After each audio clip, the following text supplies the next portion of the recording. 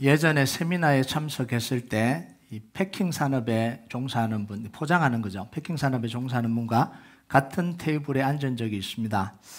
이분이 패킹이 얼마나 중요한지에 대해서 몇십 분을 진지하게 막 이야기를 하는 거예요. 그래서 포장 용기를 우리가 선택하잖아요. 유리병도 있고, 종이팩도 있고, 플라스틱도 있고, 이걸 사용하는 용도가 다 다르다 그래요. 선택하는 이유가 다 다르대요. 그리고 그 포장 용기의 두께나 재질이나 무게도 그냥 결정되는 게 아니래요. 예쁘게 이렇게 잘 포장하는데 이게 뭐하고 관계 있냐면 운송하고 판매하고 보관하는 것까지 다 신경 써서 결론적으로 만드는 게 이게 패킹이라는 거예요. 그러니까 이분하고 이야기를 들으면서 포장과 포장지에 대한 이 용기를 바라보는 시각이 많이 달라졌어요. 모든 물건은 포장을 필요로 하잖아요. 내용물을 포장을 필요로 해요. 포장은 기본적으로 물건을 보호하기 위해서 포장을 합니다. 그리고 물건의 신선도를 유지하고 물건이 파손되지 않기 위해서 해요. 근데 그걸 넘어서 뭐까지 생각해야 되냐면 마케팅까지 생각해야 되는 거예요. 이게 나가서 포장을 통해서 그 내용물에 대해 사람들이 호감을 가지고 그리고 그 구매에 이를 수 있게까지 하는 데까지가 뭐냐면 패킹이라는 거예요. 자, 이런 경우는요. 포장의 긍정적인 면, 이 긍정적인 면을 다 보여준 거잖아요. 반면에 이 포장의 부정적인 면도 있습니다. 내용물을 감추기 위한 거죠. 내용물 안에, 이 포장 안에 들어있는 내용물의 진실이 드러나지 않게 하기 위한 거예요. 그래서 고기를 축축축축 썰 때 좋은 고기 위에 놓고 안 좋은 고기 밑에 싹 넣어서 이쁘게 딱 포장해서 야, 1등품입니다. 이렇게 이제 주는 거죠. 가장 대표적인 게 이 마약이죠. 마약을 밀반입할 때 다른 걸로 기가 막히게 포장을 해서 들어오잖아요. 마약인데 이게 뭐냐면 사람들을 속이기 위한 거라는 거예요. 포장은 좋은 면도 있는데 부정적인 뭐냐면 사람을 속이기 위해서 그걸 한다라는 거예요. 그래서 오늘 말씀해 보면 포장지처럼 밖으로 드러난 것과 내용물처럼 감춰진 게 있는 거예요.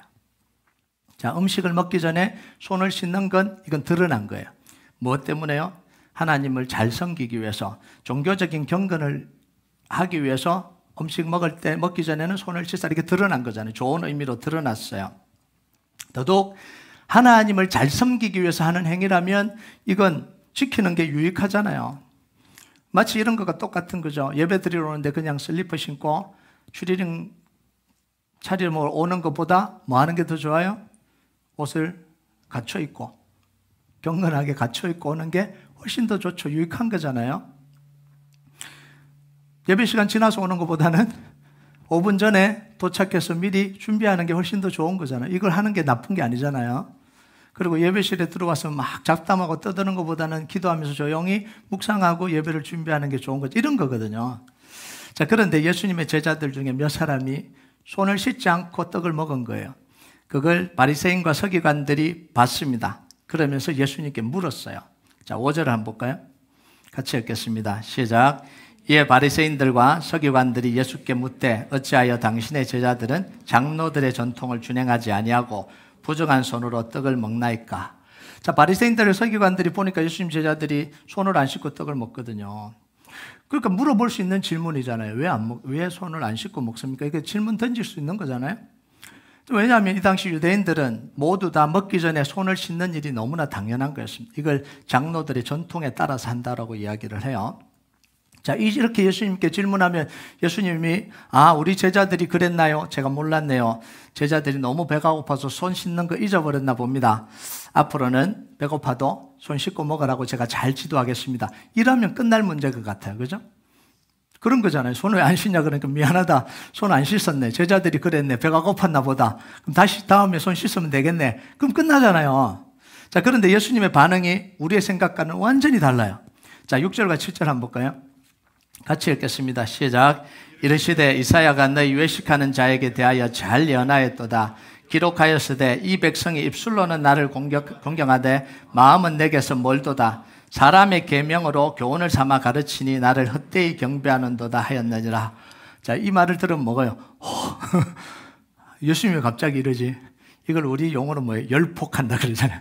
한마디 했는데 지금 막 예수님이 막 열을 받아서 하는 거예요. 미안하다 그러면 되고 고치겠다 그러면 되는데 예수님이 오히려 바리새인들과 서기관들의 뭐를 공격해요? 외식하는 걸 공격하는 거예요. 그것도 그냥 공격하는 게 아니라 이사야의 말씀을 인용해서 공격을 하는 거예요. 자, 부모들이 자녀들을 혼낼 때 제일 하지 말아야 될 거 1번, 말씀을 인용하지 마세요. 네가 성경 말씀이 이렇게 나오는데 그런 식으로 행동. 그러면 아이들은 말씀을 멀리 할 겁니다. 이 부모가 말씀을 이야기할 때, 축복할 때 말씀을 해야 되는데 꼭 그럴 때는 한마디도 안 하다가 혼낼 때 꼭 말씀을 인용해요. 그럼 아이들에게 그 말씀이 어떻게 들리겠어요? 아, 말씀은 멀리 해야 되는 거구나. 나를 아프게 하는구나. 힘들게 하는구나. 그렇게 되는 거잖아요. 예수님이 지금 이사야서 말씀을 인용해서 당신들이 지금 이렇게 하는 건 너무너무 잘못된 거다. 막 이렇게 이야기를 한 거예요. 예수님이 꼭 선 넘은 것 같지 않아요? 자, 예수님은 여기서 멈추지 않아요. 손 씻는 문제를 멈추지 않고 고르반 문제까지 들춰냅니다. 자, 부부싸움 하면서 제일 하지 말아야 될 게 뭐죠? 옛날 일 다 끄집어내는 거잖아요. 이거에 지금 기분 나빠인데 옛날 일 끄집어내서 막 이렇게. 금기어가 뭐죠? 시댁, 친정 이야기는 끄집어내지 말아야 되는 거예요. 근데 이 예수님은 지금 금기어를 끄집어낸 거예요. 아니, 손 씻는 문제를 이야기하면 손 씻는 문제만 이야기하면 되는데 너 고르반도 마찬가지잖아. 이러고 계속해서 지금 이야기를 하고 있는 거예요. 자, 11절과 12절 한번 볼까요? 같이 읽겠습니다. 시작. 너희는 이르되 사람이 아버지에게나 어머니에게나 말하기를 내가 드려 유익하게 할 것이 고르반 곧 하나님께 드림이 되었다 하기만 하면 그만이라 하고 어머니에게 다시 아무것도 하여 드리기를 허락하지 아니하여. 이 고르반이라는 단어는 정말 좋은 뜻입니다. 하나님께 드리는 선물 이런 뜻이거든요. 고르반. 자, 그러니까 뭐냐면 하나님께 드릴 선물이라고 따로 떼어놓는 거, 요걸 고르반이라고 이야기를 해요. 자, 하나님께 미리 드릴 걸 따로 떼어놓는 건 너무너무 좋은 거잖아요. 우리 어머니, 아버님의 신앙 세대들은 뭐예요? 꼭 뭐가 좋은 거 있으면 하나님께 드리려고 이렇게 떼놨잖아요. 이게 좋은 거예요. 자, 그런데 뭐가 문제가 되냐는 거죠. 마땅히 부모를 공경해야 되는 거. 그걸 뭐라고 하냐면 이거 하나님께 드릴 겁니다. 그리고 손을 못 대게 하는 거. 그래서 하나님께 드릴 거기 때문에 부모님께 드릴 게 없습니다. 이렇게 한다라는 거예요. 자, 그런데 문제는 뭐냐면 그렇게 해놓고 안 드린다라는 게 문제야.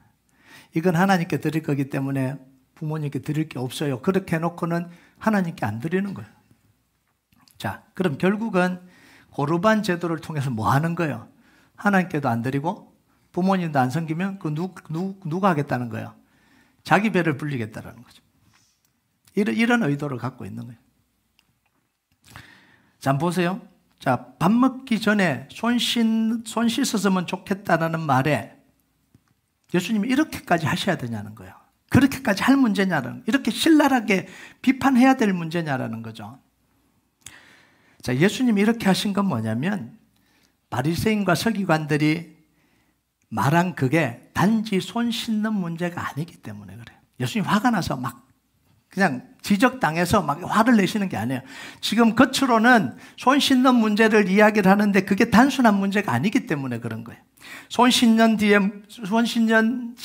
문제 뒤에 숨겨 있는 바리새인들의 악한 의도가 존재하기 때문에 그런 거예요.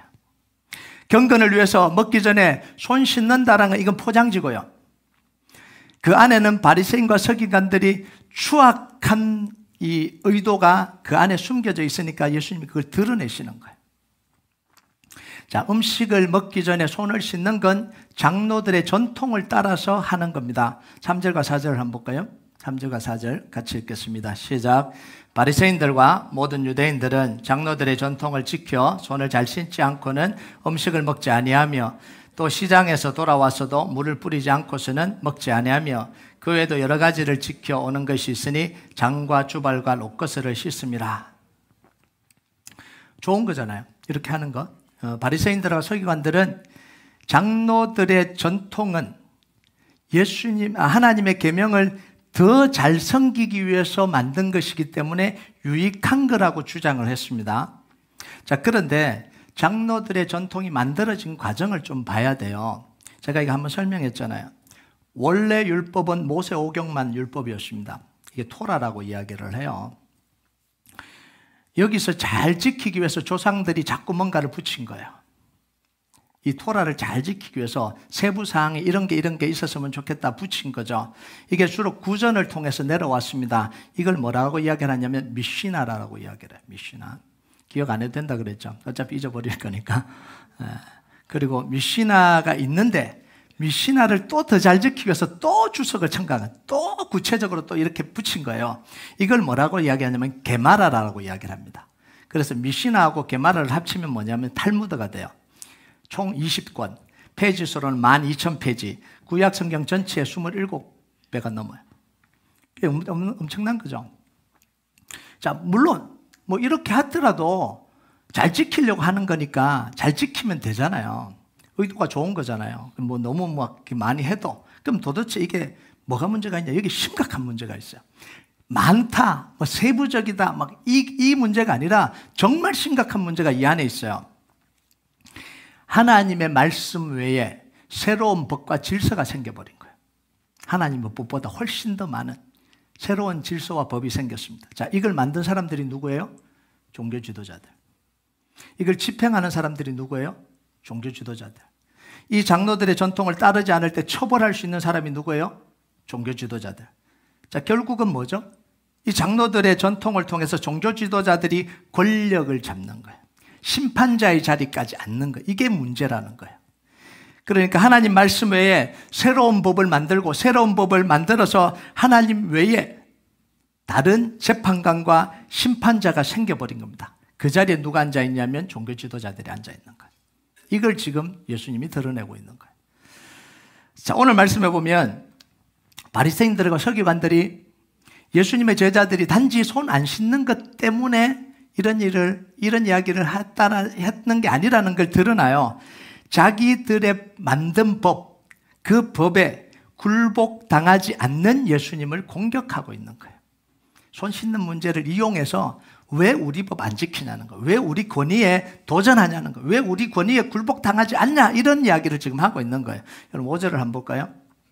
5절 같이 읽겠습니다. 시작. 이에 바리새인들과 서기관들이 예수께 묻되 어찌하여 당신의 제자들은 장로들의 전통을 준행하지 아니하고 부정한 손으로 떡을 먹나이까? 자, 이 사람들이 강조하고 있는 게 뭐죠? 장로들의 전통을 왜 준행하지 않냐, 이런 이야기입니다. 왜? 하나님의 말씀을 잘 지키고 이런 데 관심이 없어요. 왜 우리가 정해놓은 장로들의 규정을 안 지키냐, 이렇게 이야기를 해요. 여러분, 고르반도 같은 문제입니다. 하나님께 드리는 것으로 포장하고 있지만 하나님 것까지도 자기 마음대로 자기 욕심대로 욕심을 채우는 데 사용하겠다라는 의도가 들어가 있는 거예요. 자, 그래서 예수님이 이 바리새인들과 서기관들이 숨기고 있는 의도를 확 드러내버리신 거예요. 자, 7절과 8절을 한번 볼까요? 7절과 8절 같이 읽겠습니다. 시작. 사람의 계명으로 교훈을 삼아 가르치니 나를 헛되이 경배하는도다 하였느니라. 너희가 하나님의 계명은 버리고 사람의 전통은 지키느니라. 자, 띄워주세요. 그 다음 거 띄워주세요. 자, 사람의 계명, 사람의 전통, 장로들의 전통, 같은 말이에요. 같은 의미입니다. 다르게 지금 이 본문에 쓰여 있는데 같은데 이게 뭐하고 반대되냐면 하나님의 계명, 하나님 말씀과 대척점에 있는 게 이게 사람의 계명, 사람의 전통, 장로들의 전통이에요. 자, 예수님은 바리새인들과 서기관들이 장로들의 전통을 지키라고 하는 게 백성들을 위한 게 아니라는 걸 지금 폭로하고 있는 거예요. 자기들의 배를 불리기 위한 거예요. 또 장로들의 전통을 강조하면 강조할수록 뭐예요? 하나님의 계명이 지켜지는 게 아니라 하나님의 계명이 버려지는 거예요. 장로들의 전통을 강조하면 강조할수록 하나님을 헛되이 경배하게 된다, 이렇게 이야기를 하는 거예요. 자, 13절을 한번 볼까요? 13절 같이 읽겠습니다. 시작. 너희가 전한 전통으로 하나님 말씀을 폐하며 또 같은 일을 많이 행하느니라. 왜 전통으로 뭐 하고 있다고요? 하나님 말씀을 다 폐하고 있다는 거예요.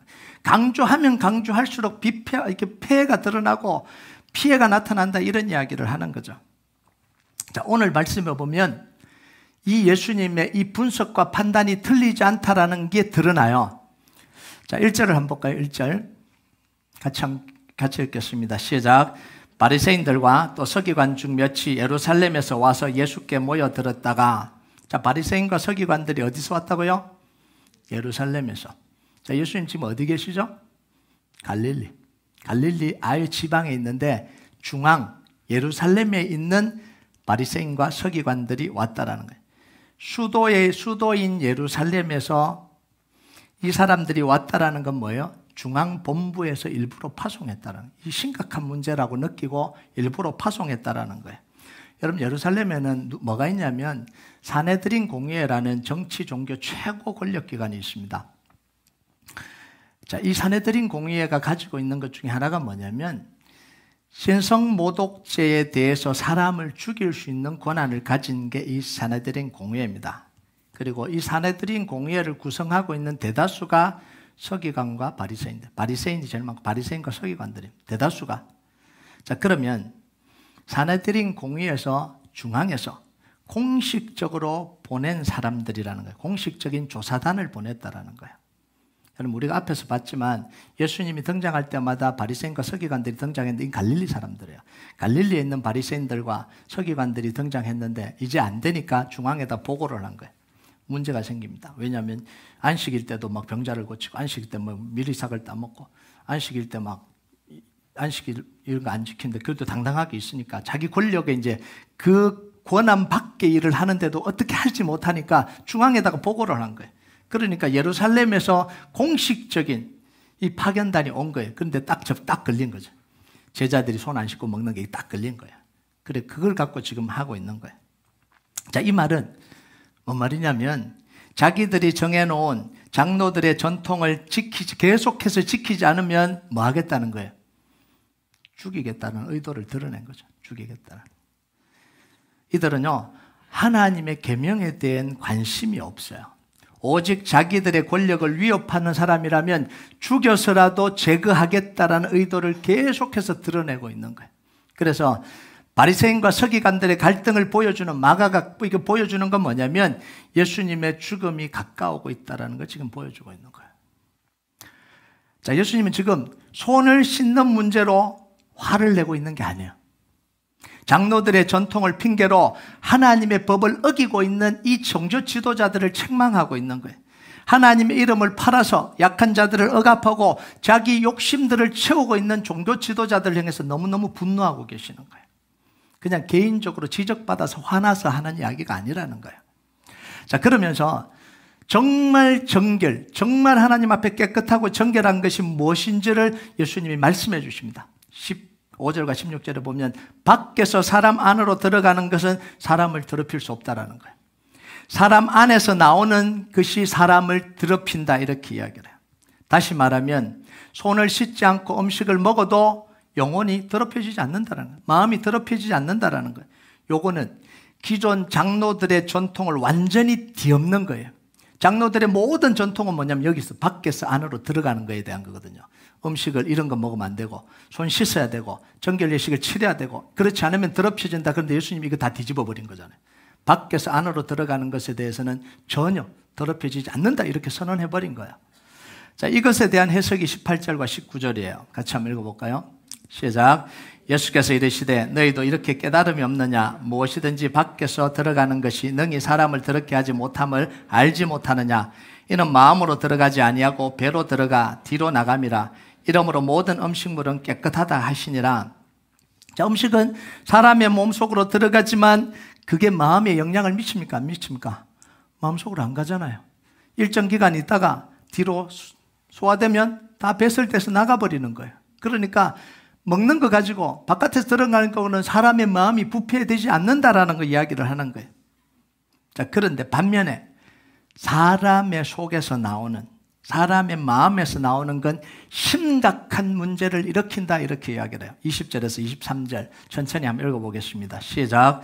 또 이르시되 사람에게서 나오는 그것이 사람을 더럽게 하느니라. 속에서 곧 사람의 마음에서 나오는 것은 악한 생각, 곧 음란과 도둑질과 살인과 간음과 탐욕과 악독과 속임과 음탕과 질투와 비방과 교만과 우매함이니 이 모든 악한 것이 다 속에서 나와서 사람을 더럽게 하느니라. 여러분 마음에 이렇게 많은 게 들어있다는 거 생각이나 해봤어요? 야, 대단하죠. 이게 다 들어있는 거예요. 그래서 세상에 들어온 모든 건 어디서 나온다고요? 사람의 마음으로부터 다 나오는 거예요. 여러분, 그래서 사람의 마음이 왜 이렇게 됐을까요? 죄를 지었기 때문에, 하나님을 떠났기 때문에 그 마음이 부패해져서 세상에 있는 모든 들어온 게 어디에 들어가 있다고요? 사람의 마음에 다 들어가 있는 거예요. 나는 깨끗한 사람이야. 아니요. 모든 사람들 속에 이게 다 들어가 있다는 거예요. 그럼 에레미야서 17장 9절에 10절 한번 볼까요? 같이 읽겠습니다. 시작. 만물보다 거짓되고 심히 부패한 것은 마음이라. 누가 능히 이를 알리오마는 나 여호와는 심장을 살피며 폐부를 시험하고 각각 그 행위와 그의 형실대로 보응하나니.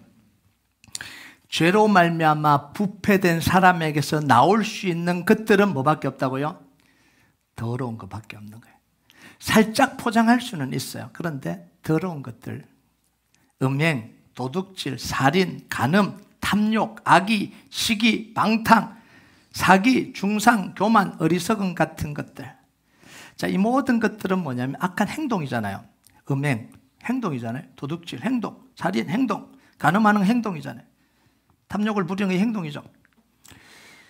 자, 그런데 이 행동이 어디서부터 시작된다고요? 마음으로부터 시작된다는 거예요. 마음으로부터 시작되는 게 이런 행동이라는 거예요. 그래서 생각을 품으면 이미 죄를 지었다고 한 예수님의 말씀이 성립이 되는 거예요.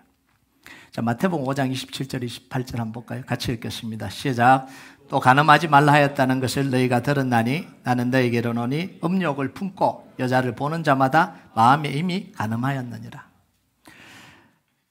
자, 그러면요, 이렇게 마음이 완전히 부패한 인간이 착한 행동을 1년 한다고 그래서, 또는 거룩한 행동을 1년 한다고 그래서, 또는 2년 한다고 그래서 의로워질 수 있을까요? 다시 질문을 하겠습니다. 이 마음속에 이렇게 완전히 부패를 했는데 이 사람이 행동으로 잠시 선한 일도 하고 경건한 것도 하고 금식도 하고 막 깨끗하게 살려고 막 노력을 했어요. 의로워질 수 있나요? 불가능하죠. 그래서 사람의 행위로는 의로워질 수 없다는 거예요. 포장하고 그런 행위는 할 수 있는데 그걸 통해서 의로워질 수는 없다라는 이야기입니다. 자, 그런데 문제는 뭐냐면 이런 부패한 인간인데도 불구하고 종교적으로 경건하게 살면 스스로 뭐라고 이야기하냐면 의롭고 거룩하다라고 생각하게 된다는 게 이게 문제예요. 그래서 바리새인들은 자기들이 굉장히 어렵다라고 생각하고 살았어요. 왜냐하면 종교적인 행위를 계속해서 반복하고 있었거든요. 11조도 드리고 금식도 하고 정결 예식도 하고 한 거예요. 그래서 바리새인 사도 바울이 뭐라고 그러냐면 나는 바리새파에서 완전하다, 다 지켰다 이렇게 이야기를 해요. 예수님께 찾아온 부자는 뭐라 그랬죠? 나 다 지켰습니다 이러잖아요.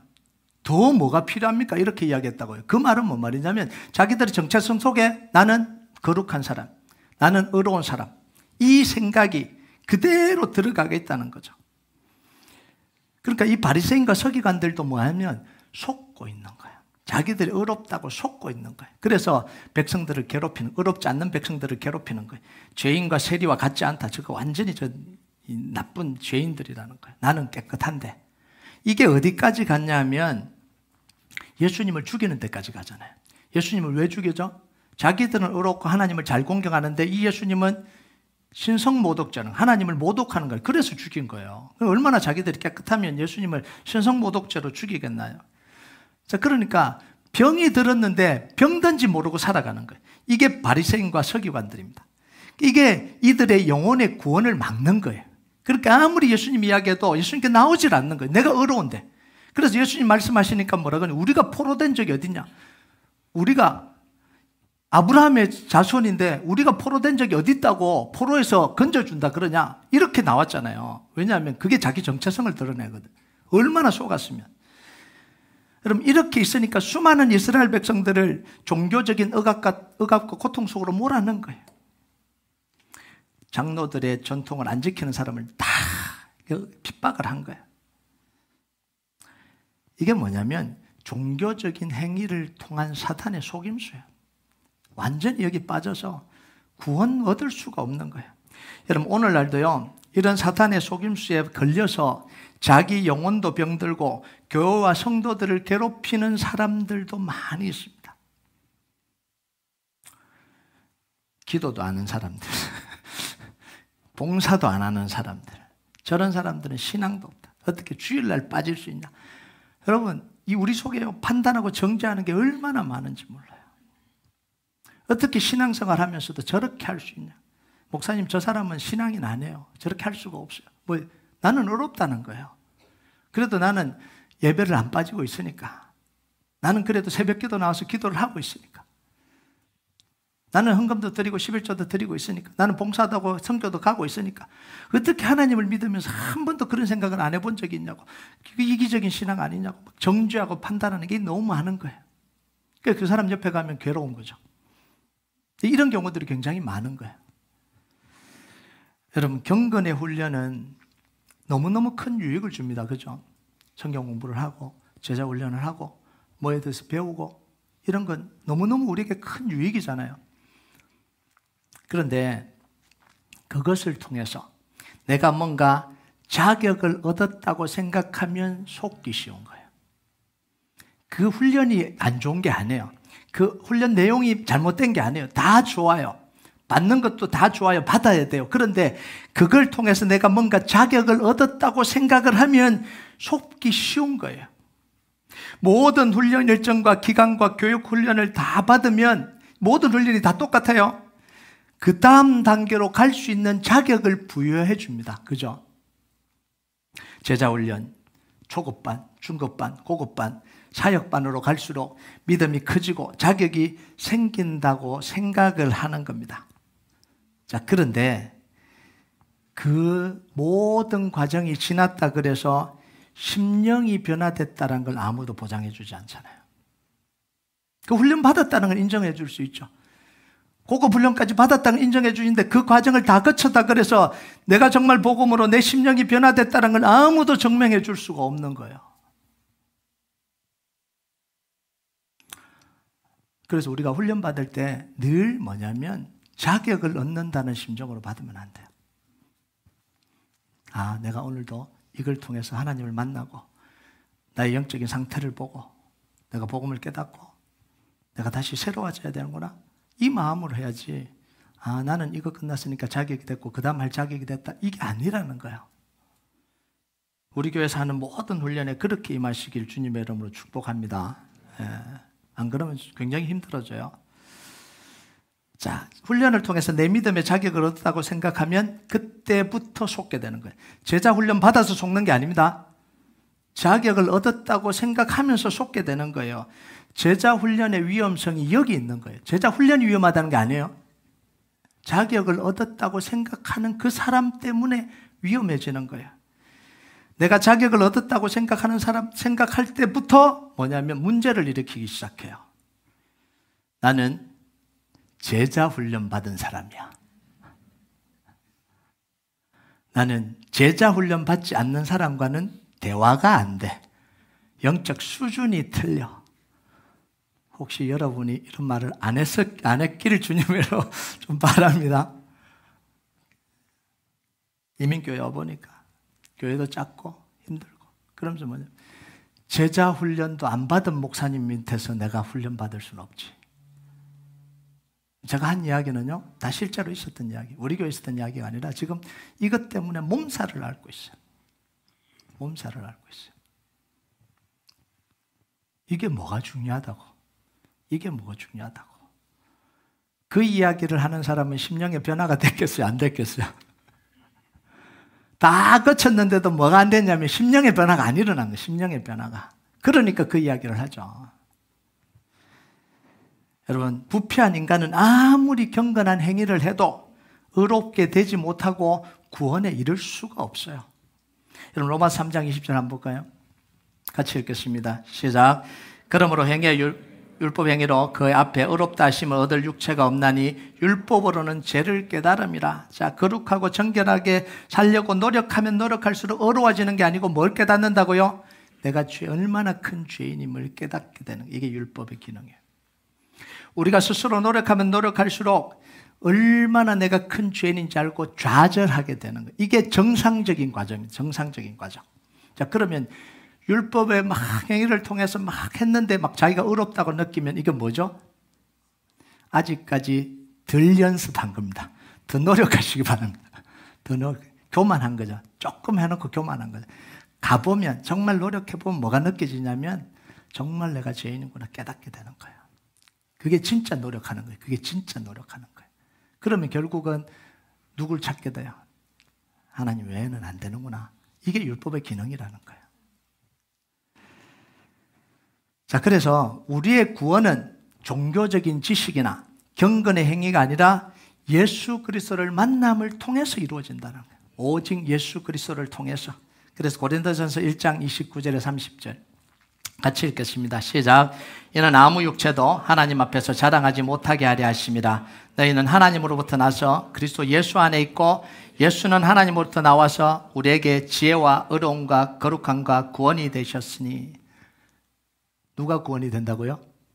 예수님이 우리 안에 들어오셔서 우리의 구원이 되신다는 거예요. 내가 노력해서가 아니라. 그래서요, 예수님이 우리 안에 들어와서 우리의 심령이 변화될 때, 그때 구원이 이루어지는 거예요. 우리의 심령은 종교적인 행위를 통해서 변화되는 게 아니잖아요. 예수님이 들어오셔야, 예수님이 주인 되셔야 바뀌는 거예요. 그래서 예수님이 우리에게 오실 때야 비로소 의로움과 구원이 이루어지는 거예요.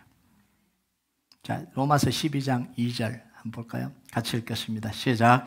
너희는 이 세대를 본받지 말고 오직 마음을 새롭게 함으로 변화를 받아 하나님의 선하시고 기뻐하시고 온전하신 뜻이 무엇인지 분별하도록 하라. 자, 우리가 새롭게 되는 건 뭐 행위를 통해서가 아니라 예수님이 우리 안에 들어오셔서 우리의 마음, 우리의 심령이 새로워짐을 통해서 새롭게 된다라는 거예요. 성령님이 우리 안에 들어와서 우리 죄를 깨닫게 해주시고 예수가 그리스도됨을, 예수님이 구원자됨을 깨닫게 해서 예수님을 내 마음에 모시도록 하는 그 과정을 통해서 우리가 구원 얻고 얻게 되고 우리 심령이 변화된다라는 거예요.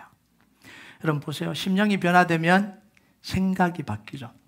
그죠? 생각이 바뀌면 행동이 바뀌고 삶이 바뀌는 거예요. 이 과정을 통해서 우리가 하는 거예요. 오늘 행위를 통해서 바뀌는 게 아니라 예수 그리스도가 우리 안에 들어와서 우리의 심령을 변화시켜, 성령님이 우리의 심령을 변화시켜서 우리의 생각이 바뀌어지고 그리고 행동이 바뀌어지고 그걸 통해서 우리가 뭐예요? 삶이 바뀌어지는 거예요. 그래서 사단이 뭘 터뜨리는 거예요? 생각을 자꾸 생각을 흐트러뜨리는 거예요. 말씀대로 가지 못하도록, 하나님 뜻대로 가지 못하도록 여기서 자꾸 방해를 하는 거예요. 자, 이 세대를 본받지 말라는 건 세상으로부터 숨고 격리하라는 말이 아니에요. 마음을 통해서, 마음의 변화를 통해서 세상 속에서요. 세상 분리가 아니고 세상 속에서 세상 방법과 원리대로가 아니라 뭐예요? 하나님의 말씀과 원리대로 살아라, 이런 이야기입니다. 자, 보세요. 마음의 생각은 사람들의 말과 행동을 바꿉니다. 그죠? 마음이 바뀌면 말이 바뀌어요. 말이 바뀌면 행동이 바뀌죠. 사람들의 말과 행동이 모이면 뭐가 되죠? 문화가 됩니다. 문화가 이거예요. 사람들의 말과 행동이 모인 게 문화예요. 자, 문화가 되면 뭐가 바뀌죠? 흐름이 바뀌잖아요. 요게 세상이 바뀌는 과정이에요. 우리가 복음을 가지고 하나님의 대리 통치자로 세상을 살아간다는 게 바로 이겁니다. 다 모여 세상 바꾸자 구호 외쳐서 세상이 바뀌는 게 아니라는 거예요. 힘으로 세상이 바뀌는 게 아니라는 거죠. 여러분, 힘으로 문화가 바뀌어집니까? 안 바뀌잖아요. 힘으로 흐름이 바뀝니까? 안 바뀌어지잖아요. 지금 당장 뭐 사람들을 억압할 수 있지만 안 바뀌어요. 그런데 심령이 변화되고 난 뒤에 말이 바뀌고 행동이 바뀌고 사람들의 말과 행동이 모이면 문화가 되고 그 문화가 그걸 바꿔나가는 거예요. 그래서 문화가 중요하다 그러잖아요. 문화가. 그래서 하나님의 말씀을 따르는 문화, 기도하는 흐름, 이게 교회 속에 있으면 교회가 부흥하는 거예요. 새로워지는 거예요. 그 속에서 하나님을 만나게 되는 거예요. 근데 예배는 다 드리고 흐름은 노는 흐름이에요. 뭘 하는 흐름이야.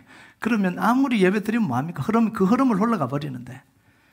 그래서 말씀과 기도로 교회가 쭉 흘러가도록 우리의 말과 행동이 그렇게 되면 교회는 부흥하지 마라 그래도 부흥하고, 바뀌지 마라 그래도 바뀌고, 하나님 응답이 오지 마라 그래도 오는 거예요. 그 속에 있으면 나도 기도하게 되는 거예요. 그 흐름 속에 있으면 나도 기도하고 나도 하나님을 만나게 되고 나도 갈망하게 되는 거예요. 여러분, 이게 진짜 부흥의 역사예요. 우리 한번 총동원줄로 모여서 사람들 한번 모아봅시다. 많이 모아봅시다.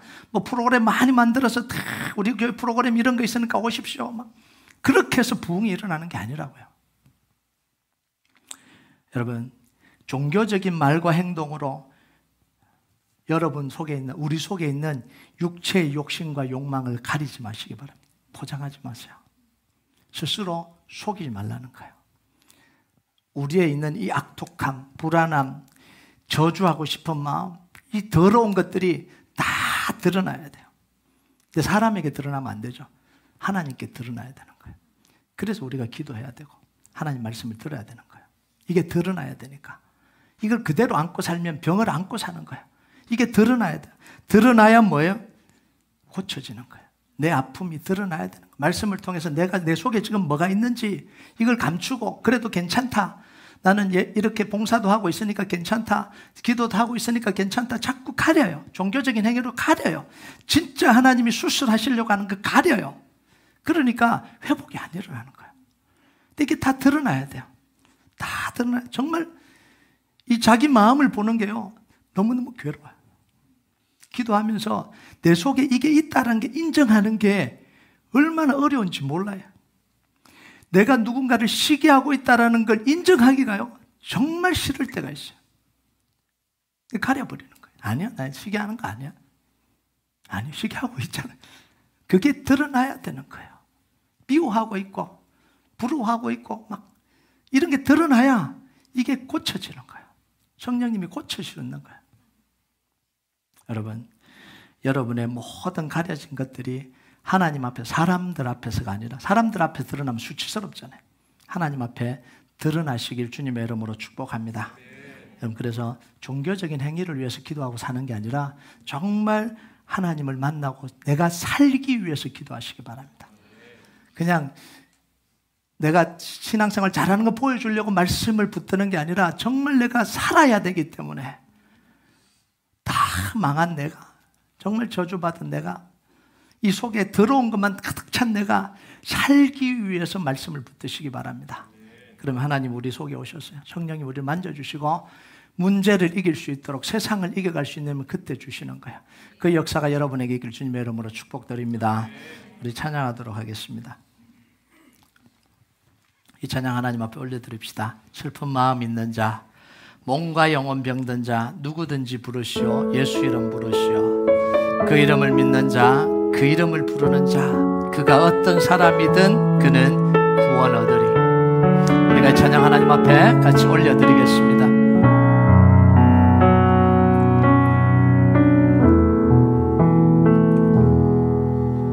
슬픈 마음 있는 자, 몸과 영혼 병든 자 누구든지 부르시오. 예수 이름 부르시오. 예수 이름 부르시오. 그 이름을 믿는 자, 그 이름을 믿는 자, 그 이름을 부르는 자, 그가 어떤 사람이든 그는 구원 얻으리. 우리 다시 한번 고백합니다. 슬픈 마음 있는 자, 슬픈 마음 있는 자, 몸과 영혼 병든 자 누구든지 부르시고 예수 이름 부르시오. 그 이름을 믿는 자, 그 이름을 믿는 자, 그 이름을 부르는 자, 그가 어떤 사람이든 그는 구원 얻으리. 예수 예수 예수 능력의 그 이름 예수, 능력의 그 이름 예수, 나의 저구 구원의 이름 예수 부릅니다. 예수 예수 오 구원의 그 이름 예수, 나 외쳐 부르네. 예수 그리스도 은과 금 내게 없으나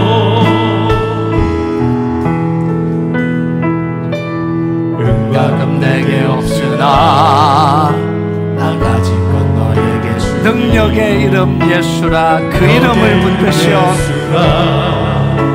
그 이름을 붙드시오. 그 이름을 믿는 자, 그 이름을 믿는 자, 그 이름을 외치는 자, 그가 어떤 사람이든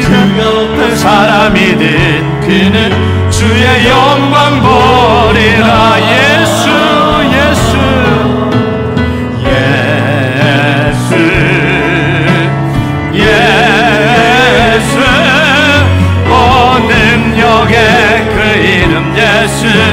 나 외쳐 부른 우리 주님 이름 예수 예수 예수. 오 구원의 그 이름 예수.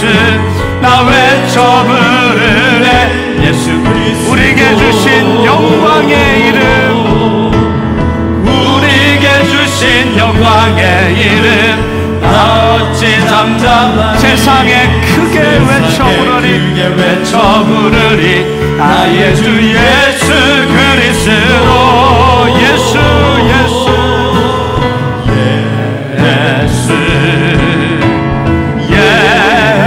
예수. 오 능력의 그 이름 예수. 나 외쳐 부르네 예수 예수. 오 구원의 그 이름 예수. 나 외쳐 부르네 예수 그리스도. 우리 마지막으로 고백합니다. 예수 예수. 능력의 이름 예수 예수. 오 능력의 그 이름 예수. 나 외쳐 부르네 예수 예수. 오 구원의 그 이름 예수. 나 외쳐 부르네 예수 그리스도.